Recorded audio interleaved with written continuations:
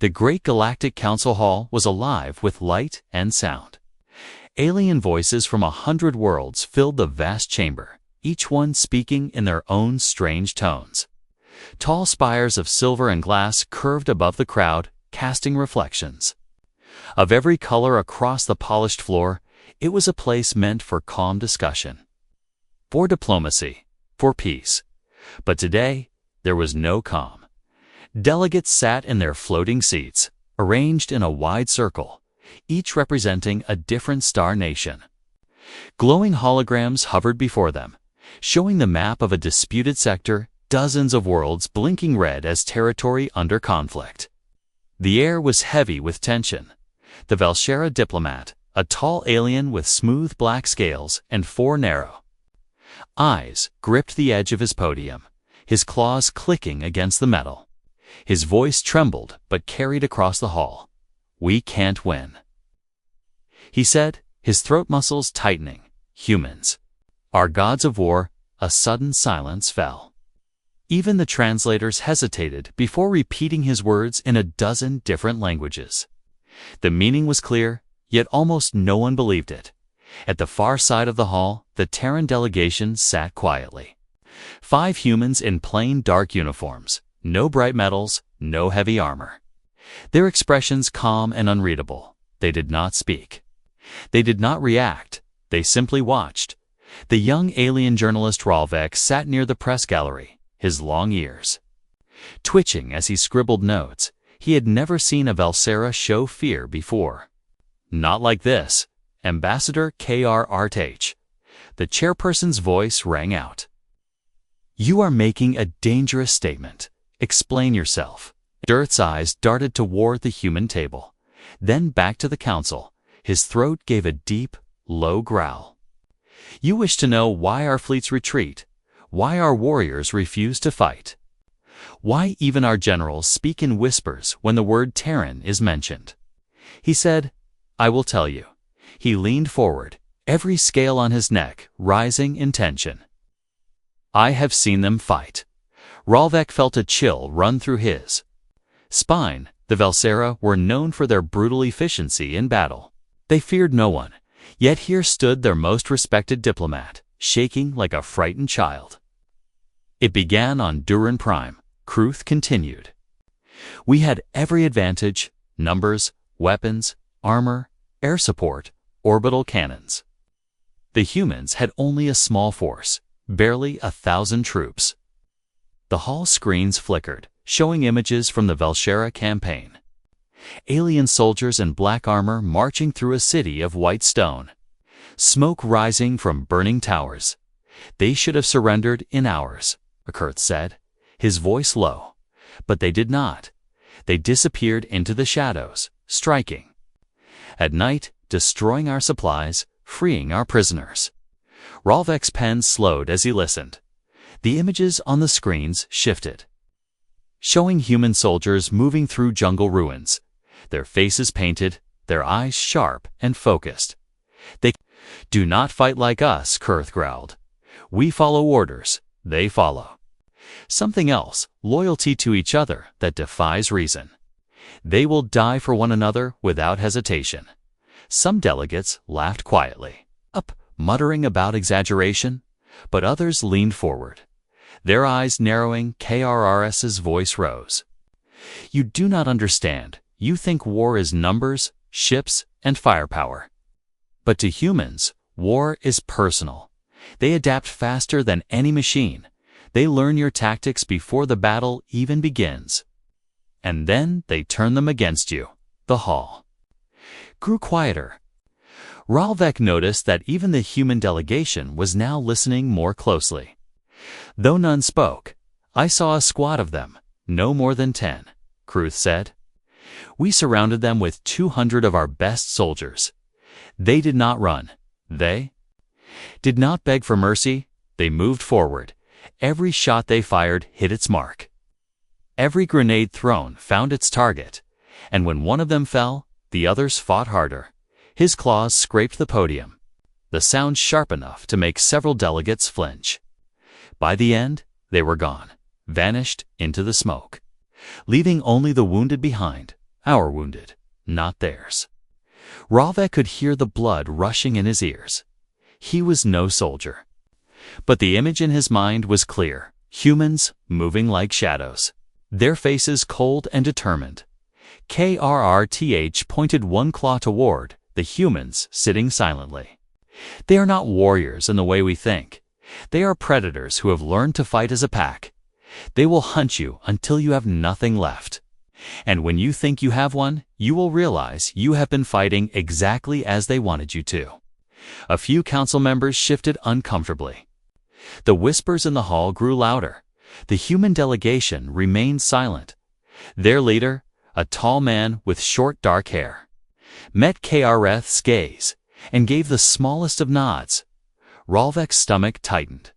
There was no arrogance in the humans' expression, only quiet certainty, as if he knew Kreitha's every word was true. "This is my warning," Kreith said, his voice heavy with finality. "Do not provoke them. Do not underestimate them. Because when humans fight, they do not stop until the war is over on their terms."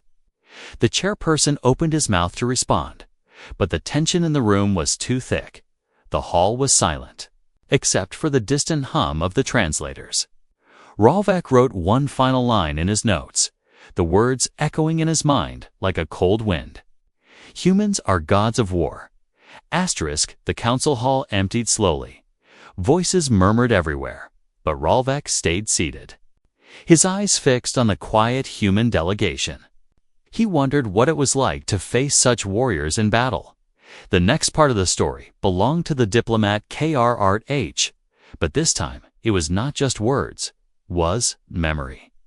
Kurth had told them about Daruan Prime, but there was more, something deeper that shook his very being, something that could not be explained by tactics or technology alone. The Valshera warrior had met the humans face to face on a small jungle planet called Xyrath. The Valshera had been sent to capture a hidden human base deep in the dense jungle. The trees were tall and thick, the air was heavy with moisture, and the strange calls of alien creatures echoed all around. Yet the humans moved through the jungle like shadows, unseen but everywhere. KRRS's unit was confident, armed with the latest weapons and armored suits. They thought this would be an easy victory, but soon they realized they were wrong. The humans knew the jungle better. They used traps made from local plants and minerals. Some explosive, some poisonous, each one carefully hidden beneath the leaves.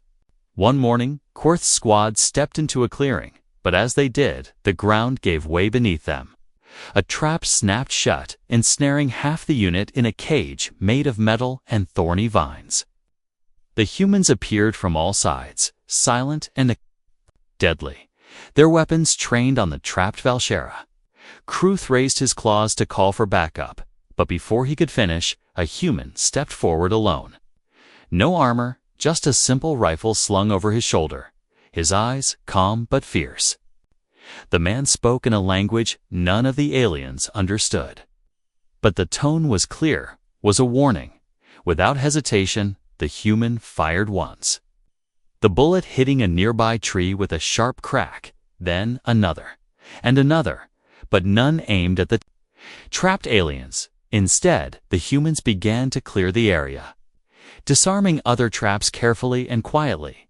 KRRTH watched, confused and angry. Why would they help enemies? But the humans did not explain. They just freed the prisoners, then vanished as quickly as they came, leaving the Valshera to wonder what game they were playing days later.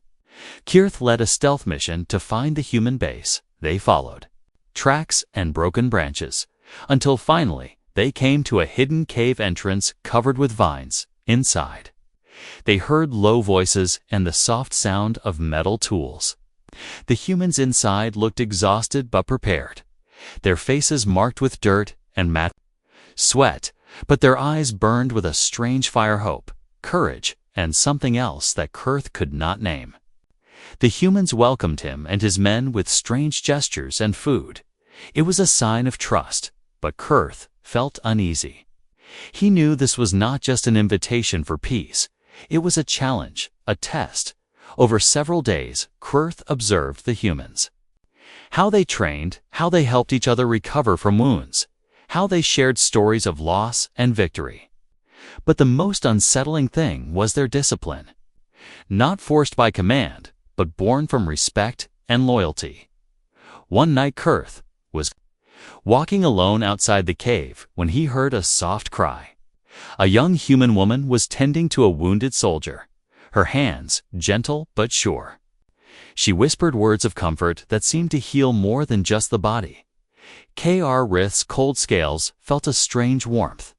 He remembered the stories of human compassion, but here it was more than stories, it was real and powerful.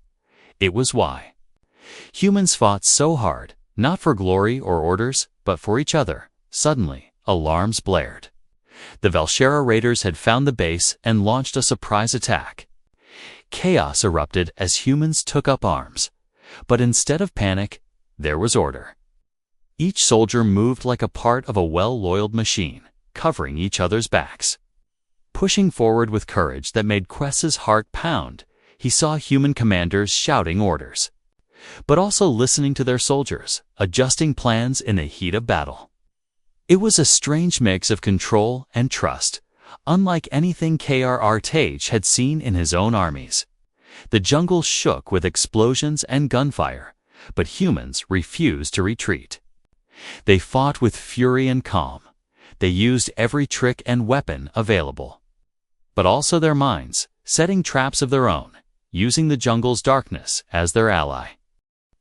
Kirth's unit was forced back, losing ground they had thought was certain. And then, when all seemed lost, he saw something he never expected. Human soldier risking his life to save a wounded Velshera enemy, dragging him away from the battle without fear. This act of mercy stunned K.R. Tage. It was not weakness, but strength. A strength that confused and terrified him when the fighting finally stopped. The humans had not only defended their base, but pushed the Velshera into retreat. The jungle was silent, except for the distant cries of wounded aliens. Kurth returned to the council hall with a heavy heart, knowing this story would shake many to their core. He had witnessed humans not just as fighters, but as gods of war, combining power, intelligence, and heart. Ralvek closed his notebook. The story was far from over, but already he knew that humans were a force no one could ignore. The war did not end after the battle in the jungle. It only grew colder and deeper. The Velshera forces withdrew, but did not give up. Their pride burned like a fire in their hearts, yet every attempt to strike the humans was met with surprise and failure. The humans seemed to know their moves before they made them. Kurth was called again to the front lines, this time to oversee the siege of a human stronghold on a rocky moon named Ceres. The moon's surface was harsh and unforgiving. Jagged rocks pierced the sky, and the winds howled like wild beasts. Yet the humans had built a fortress here, strong and silent. The Velshera surrounded the moon, cutting off all supply lines, confident the humans would soon surrender. But days turned into weeks, and the humans did not weaken. Instead, they sent out raiding parties under the cover of night, stealing weapons, food, and even alien soldiers. Kurth's advisors were confused. They demanded a final assault to crush the stubborn humans, but Kurth hesitated. Memories of the jungle battle haunted him. He had seen humans fight with a strange combination of mercy and brutality that he could not understand. One night, Kurth decided to observe the enemy camp alone, disguised in his stealth armor, moving like a ghost beneath the cold moonlight. He watched the humans gather around small fires, sharing stories, tending wounds, and laughing quietly. A sound almost lost in the vast silence of space. He noticed a human medic moving swiftly between the wounded. Her touch gentle but quick. She carried no weapons. Yet the respect she earned from soldiers was greater than that of commanders. Suddenly, alarms blared in the human camp, and Kurth hid behind a rock as armed humans poured out, ready to defend. But instead of attacking blindly, they coordinated carefully, using signals and codes unknown to the Velshera. Korth's heart raced as he saw the humans set traps along the rocky paths. Camouflaged mines and automated turrets hidden beneath rubble, but also signs of kindness's small food package. Left for captured alien scouts, a message written in Terran script that read, "Surrender peacefully, live with honor." The next morning, Kareth's forces launched their assault, expecting to overwhelm the humans, but as they advanced, one by one, they were caught in traps. Explosions rocked the rocky ground, and the humans fought with desperation and skill. Taking down superior numbers with ease, Velshara warriors fell, some screaming in pain, others in confusion. Unable to understand how a smaller force could be so strong, Kruth himself was nearly caught in a pit filled with sharp spikes. But a sudden burst of energy from a human soldier saved him, dragging him out before death could claim him. That human did not hesitate. Despite the war between them, he risked his life to save an enemy, and in that moment, Krth's anger turned to fear. After the failed assault, morale among the Velshara dropped. Whispers of human smell, fear began to spread, a strange saying that unsettled even the most hardened warriors. Kruth returned to his camp and gathered his commanders. "We are not just fighting soldiers," he said. "We are fighting a force that is alive in ways we do not understand. They are more than weapons and armor. They are a family, a unit that does not break." The commanders nodded slowly, some faces pale, others hard with determination, but all understood that this war would be different from any they had fought before. The humans, meanwhile, held their position with quiet confidence. Their leaders made plans not only to defend, but to find a way to end the war. They spoke of peace, but prepared for battle, knowing the cost of defeat was extinction. Krth's thoughts drifted to the humans' strange mixture of mercy and strength. The way they saved wounded enemies, the way they cared for each other. It was a power he could not measure in weapons or numbers. One day, during a temporary ceasefire, Kruth met with a human commander named Captain Ellis, a tall man with a calm face marked by scars. Their conversation was tense but honest. Ellis spoke of a future where humans and aliens could live without war, but warned that humans would never surrender or be broken. Kruth realized then that the humans fought not just with their bodies, but with their hearts, and that was why they were gods of war. As the siege dragged on, Krth's fear grew, but so did his respect, and deep inside, he wondered if victory was even possible against such an enemy. The cold winds of Ceres swept over the rocky ground as the Velshera forces tightened their siege, but the humans inside the fortress did not falter. They prepared quietly and carefully. Like hunters waiting for the perfect moment, Kurth watched from his command post. Frustration growing with each passing day, the alien soldiers were restless. Their confidence fading like the distant stars, supply lines were cut, reinforcements delayed, and the fortress's walls stood strong against every assault. But what disturbed Kurth most was the strange behavior of the human defenders. They did not simply wait behind their walls. They sent out scouts and raiders that moved with silent precision through the rocky terrain, returning with stolen supplies and captured prisoners. But what shocked the Velshara was what happened to those prisoners. Instead of punishment or torture, the prisoners were treated with unexpected kindness, given food, water, and medical care. Some were even released with warnings to leave the fight, a mercy that confused many Velshara commanders who believed mercy was a weakness.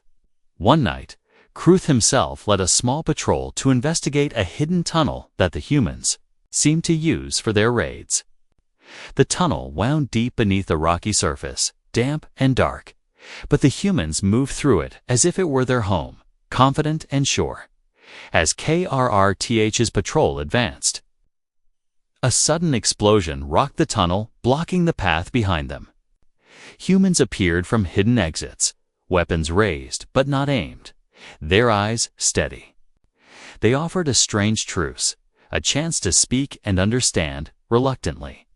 Kruth agreed to meet with a human officer named Mara, a woman with sharp eyes and steady hands. They sat in a small chamber beneath the fortress, the air thick with tension and the smell of earth. Mara spoke calmly about the cost of war, about families lost and futures destroyed, but also about hope. About a world where different species could live side by side without fear. She told Kruth that humans fought fiercely but did not seek endless bloodshed. Kruth listened, but he could not forget the battles he had seen. The strength of the human soldiers, the way they adapted and survived against impossible odds. He wondered if their desire for peace was real or just another tactic. The meeting ended without agreement, but something had changed, Kruth saw.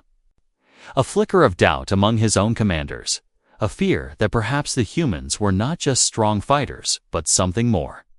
A force that could not be broken by weapons alone.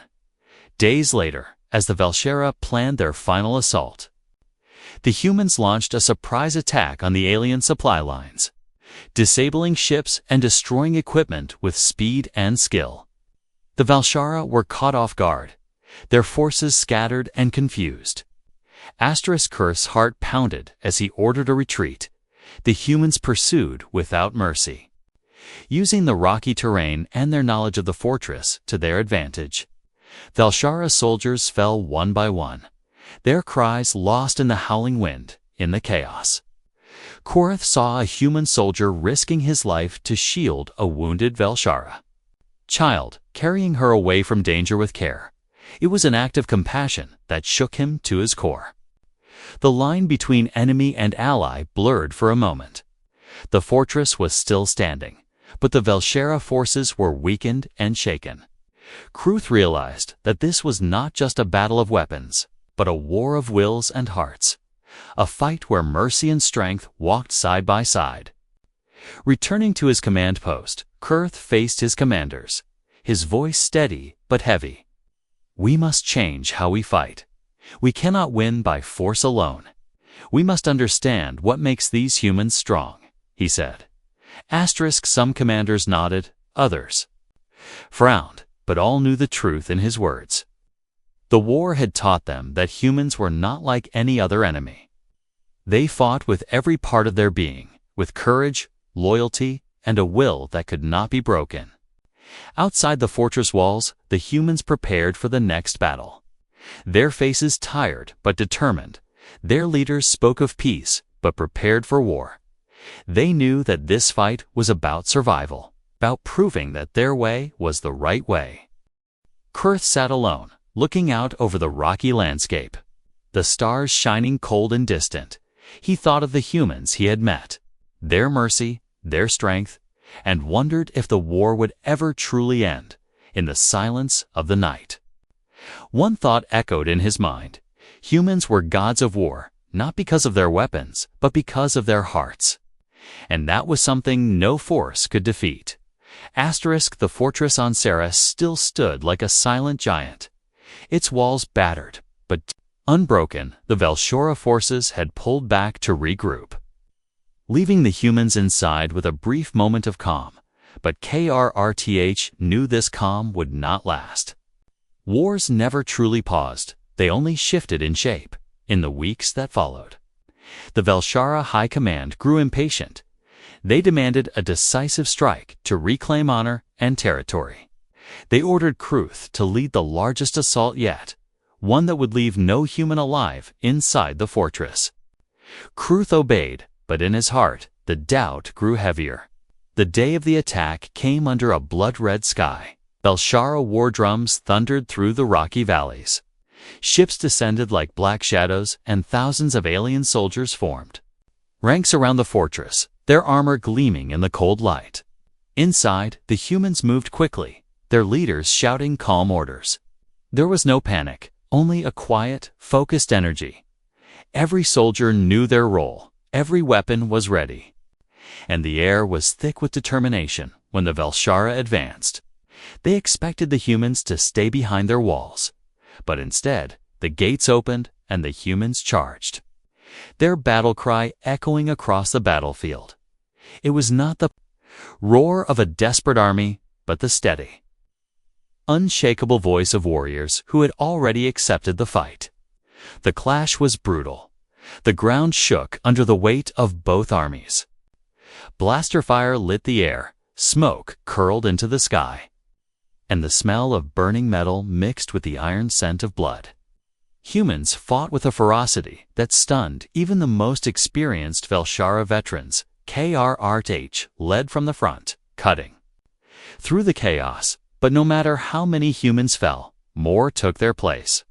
Moving with precision and unity, they covered each other, dragged the wounded to safety, and never left a comrade behind in the midst of the battle. Kirth's forces managed to push into the fortress courtyard. The humans retreated deeper, drawing the Velshara further inside. It seemed like a mistake, but then the trap was sprung. Hidden explosives detonated, sealing exits and cutting the Velshara units into small, isolated groups. Humans attacked from every angle, their movements perfectly coordinated, using the fortress itself as a weapon. Korth fought fiercely, but he could feel the battle slipping away. His soldiers' morale began to break.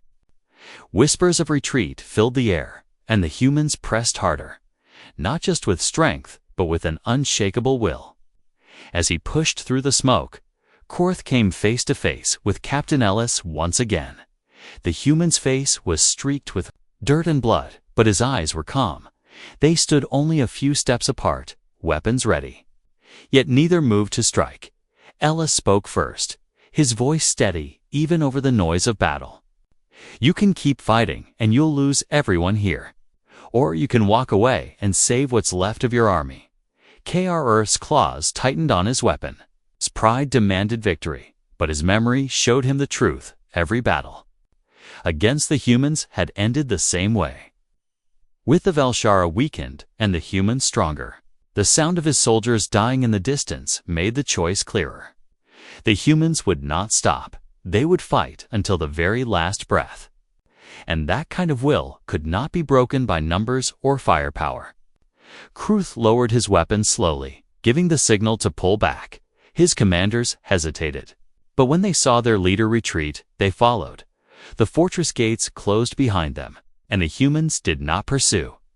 They simply stood and watched as the Velshara forces faded into the rocky horizon. That night, Kruth sat in silence, the words of the human commander still in his mind. He understood now that humans did not fight for conquest or greed. They fought for each other, and that bond made them stronger than any army he had ever known. Reports of the battle spread quickly through the galaxy. Some mocked the Velshara for retreating, others whispered in fear about the growing legend of the humans. Tales of their endurance and courage traveled faster than light. Kurth knew the war was far from over, but he also knew something else the Velshara could never truly defeat the humans. They could only choose how much they were willing to lose before admitting it. Somewhere inside the fortress, Captain Ellis stood on the wall, watching the distant stars. His soldiers resting after the victory. He knew the Velshara would come again. But he also knew they would be ready. The war would continue, but the outcome, in Ellis's mind, was already decided. Humans had faced countless enemies in countless wars, and every time they had found a way to endure, to adapt, to win, and that was why, to those who fought them, humans would always be gods of war. The weeks after the fortress battle were strangely quiet. The Velshara forces withdrew far into their territory, leaving only scouts and listening posts in the rocky valleys of Ceres. The humans held their ground, repairing damaged walls and replacing weapons, but they never let their guard drop. Kruth returned to the Velshara capital with a report. The High Council listened in silence as he spoke, their faces a mix of disbelief and discomfort. Some called him a coward, Others accused him of exaggerating the human strength, but there were a few who had fought humans before, and they said nothing. The council ordered a pause in the direct assault strategy. Instead, they would test the humans through smaller, targeted strikes, sabotage, and psychological tactics. They believed if they could break the humans' will, the rest would crumble. Kurth knew they would be disappointed, far away on Ceres. Captain Ellis and his soldiers prepared for the new wave of war. They knew the Val'sharah would not simply vanish, and when the first sabotage strikes came, they were ready. Enemy scouts who tried to cut supply lines were caught in traps of their own. Hidden patrols found and neutralized before they could report back. But the humans did not just defend, they moved outward, striking Val'sharah listening posts in coordinated raids. Their attacks were fast and precise, leaving no time for the enemy to recover, and always. They vanished into the rocky terrain before a counterattack could form. Kurth began to study their tactics more closely. Watching recordings from the battlefield, the humans never attacked without a purpose, never wasted movement, and never fought without protecting each other. Even in retreat, they moved like a single organism. One night, deep in the Val'sharah command tent, Kurth and his officers reviewed intercepted transmissions from the humans. What struck Kurth most was not the orders or strategies, but the tone of the voices, calm, steady, without fear, even when reporting heavy losses. The Val'sharah tried to break this calm, sending false messages of captured human soldiers, planting traps disguised as aid packages, but somehow the humans adapted every time, turning the traps against the ones who set them. The turning point came when a Val'sharah strike team captured a small group of human soldiers during a night raid. Instead of panicking, the humans spoke to their captors with quiet confidence, even offering advice on how to treat their wounded.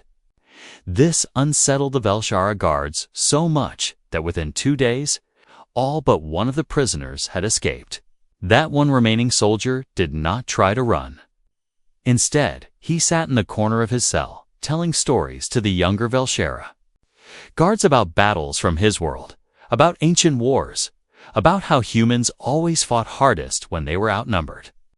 The guards listened despite themselves, and when KRRTH questioned the prisoner, he heard something in his voice that made him uneasy.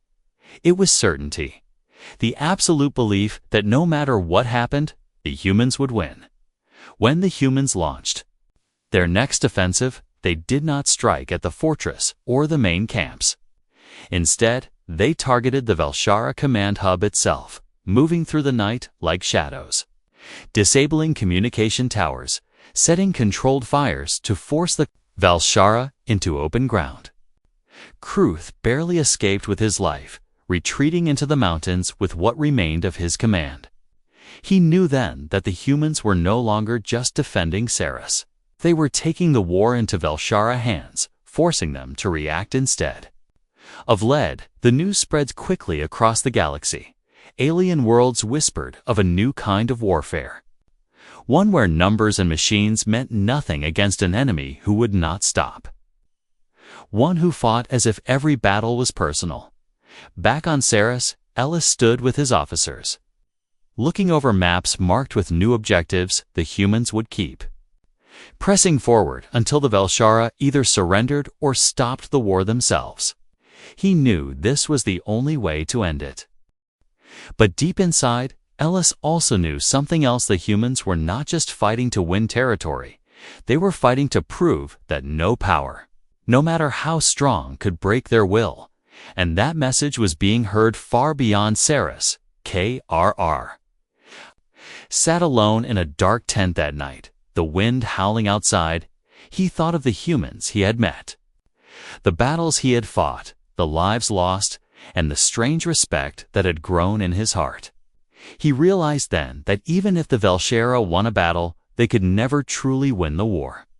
Because to defeat the humans, you would have to destroy something far greater than armies. You would have to destroy their spirit. And Kurth knew that was impossible. The war had stretched far longer than anyone expected. The Velshara were tired, their fleets worn thin, their soldiers restless. But the humans on Ceres stood stronger than ever. Their numbers had not grown, yet their presence felt larger, heavier.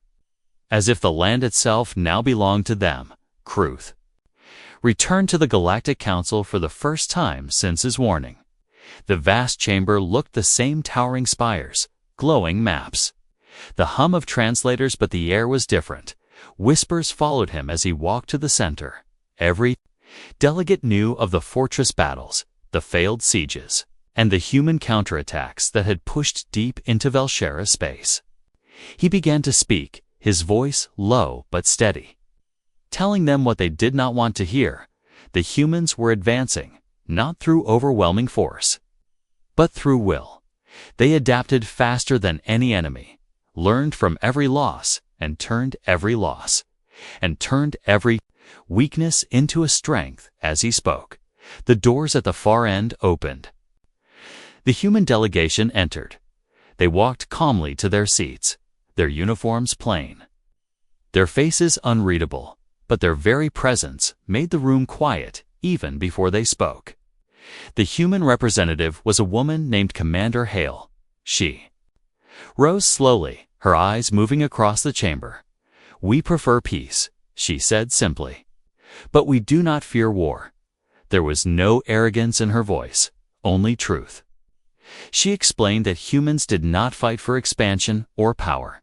They fought for survival, for each other, and for the right to live without chains. She told them that when humans were pushed, they pushed back harder, and when cornered, they became something no enemy could predict or control. Kruth listened, his claws tightening on the edge of the podium. Every word confirmed what he had seen on the battlefield. A delegate from another star system scoffed, calling the humans reckless and dangerous. Hale only smiled faintly. "Dangerous, yes," she replied. "To those who seek to harm us." She let the silence that followed hang in the air like a weight. The council debated, some arguing for peace, others for continued war.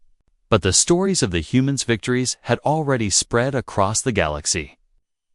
The image of them holding the fortress, turning sieges into defeats, had burned itself into the minds of every species present.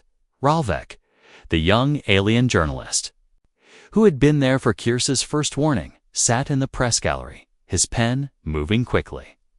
He could see it clearly. Now the humans didn't need to shout their strength. They carried it quietly, like a blade hidden until the moment it was needed. The debate grew heated, accusations and threats thrown across the chamber, but Hale remained calm. She said nothing more until the council's voices began to tire. Then she spoke again. "If you want peace, we will meet you halfway," she said. "If you want war, we will finish it." The words landed like a stone dropped into deep water. Ripples of silence spread through the room. Krrth knew then that the war was already decided, not in the sense of territory or treaties, but in the unshakable truth that no one would ever again underestimate humans. When the session ended, Kruth found himself walking beside Hale. She glanced at him, not with hostility, but with a kind of quiet respect. "You've seen it," she said. "You know why we win?"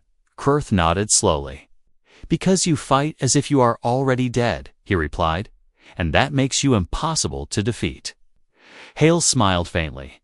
"No," she said, "because we fight as if everyone we love is still alive." Later that night, Kruth stood alone on a balcony overlooking the city, the lights stretching out like stars across the ground. He thought of the countless lives lost, of the mercy he had seen humans show even to their enemies, and of the fire in their eyes when they stood together. The galaxy would remember this war, not because of its size or the number of battles, but because it had revealed a truth that could not be forgotten.